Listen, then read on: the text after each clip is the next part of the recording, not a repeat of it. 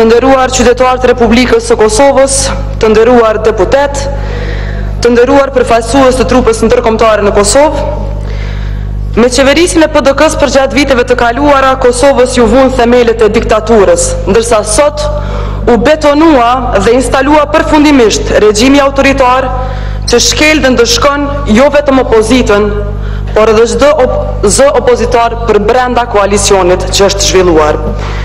Sot, ju që ishit partner në rrugën e ndryshimit, sot ju bashkua dhe u bët partner në rrugën e krimit.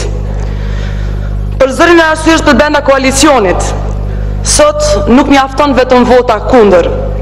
Madje ju kisha kërkuar të mos fshiheni as pas abstenimit. Nuk mjafton që besa as dorëheqja.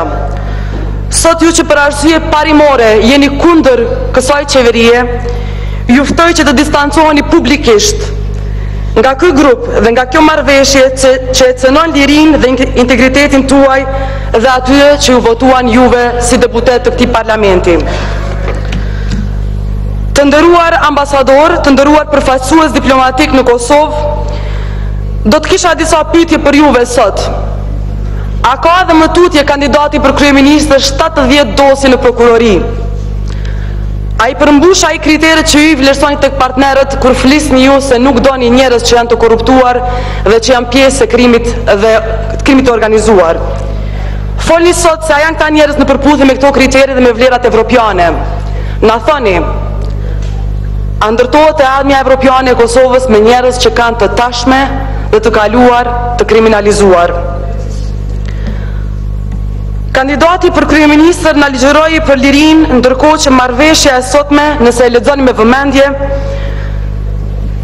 përmban diçka tepër shqetësuese. Ajo instalon definitivisht diktaturën, edhe për juve që jeni pjesë e koalicionit, duke ju mohuar të drejtën për të votuar mocione mosbesimi kur ato ngritën nga grupet e tjera parlamentare. Zotri Mustafa, kisha edhe disa pyetje për juve, sepse me 10 shtator ju vutni në nënshkrim në një marrëveshje. A jeni ende për hetim të shikut? A jeni ende për hetim të privatizimit? A jeni për luftim të korrupsionit dhe të krimit të organizuar? 2 ditë pa u bërë 3 muaj nga kjo marrëveshje, ju i bashkuat shikut, ju bashkuat krerëve të krimit dhe të korrupsionit, dhe ekspertëve madje të korrupsionit. Prandaj, ata që deri sot kanë menduar për dinakrinë tuaj, me 19 nëntor u bindën edhe publikisht për këtë gjë.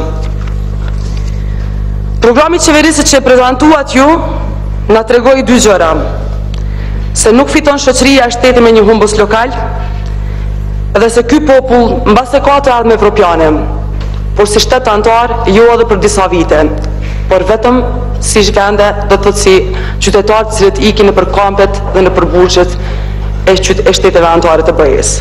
Për fat të keq, kjo është qeveria që është para juve sot, dhe ju e vendosni se kujt ja japni votën.